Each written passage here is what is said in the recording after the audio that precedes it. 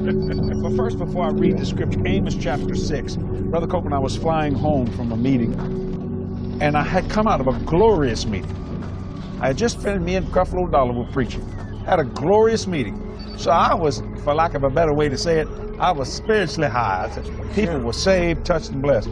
Got in the plane that God so graciously gave us. We're flying home.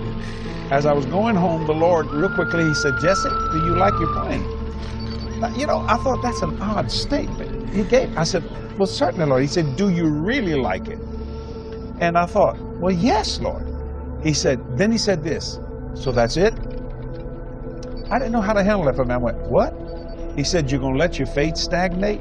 And when he said that, that shocked me. I went, whoa, wait. I literally unbuckled my seatbelt, my plane. I stood up.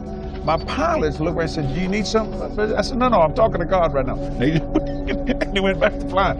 I said, Lord, I don't think I was letting my faith stagnate. He said, so this is all I could ever do. I said, you're trying to tell me something. He said, go to the book of Amos. So if you're at the book of Amos, I want to read the scripture. May I interrupt you there yes, for sir. a second? You couldn't have done that on an airliner.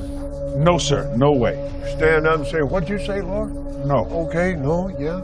And the guy sitting over there saying, what the hell does he think he's doing? You can't do that. You can't do that. No. This is so important. And those of you that are just now coming into these things, in the first place, Jesse and I and others, Keith Moore and Creflo and all of us, the world is in such a shape, we can't get there without this. That's right. We've got to have this. We would have, the mess that the airlines are in today, I would have to stop. I'm being very conservative. At least 75 to 80, more like 90% of what we're doing, because you can't get there from here. It's impossible. So and this was such a good illustration. I just, the Lord impressed me. That's why we're on that airplane. We can talk to God. Lord God.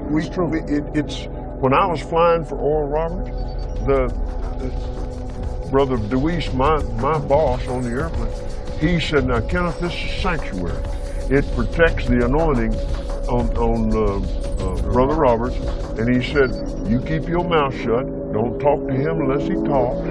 Because when he's on a meeting, he doesn't talk to anybody but God. Now, Oral used to fly airlines. Right. But even back there then, man, it got to the place where it was agitating his spirit, people coming up to him. He had become famous, and they wanted him to pray for him and all that. You can't manage that today. Right. This dope-filled world. Right. You get in a long tube with a bunch of demons. Right. That's exactly. And it's deadly. And it works on you hard. It really does. So anyway, I wanted to make that clear so the devil can't lie to you and say, see there, them preachers spending all that money, just fat cats riding around. No, we're not. We're in business to do. Listen, I could scratch my flying itch with my little single engine open cockpit airplane. Right. I just come home, fly around in that, and scratch my flying itch. That doesn't have nothing to do with that. But we're in soul business here. Right. We got a dying world around us. We got a dying nation around us. That's right.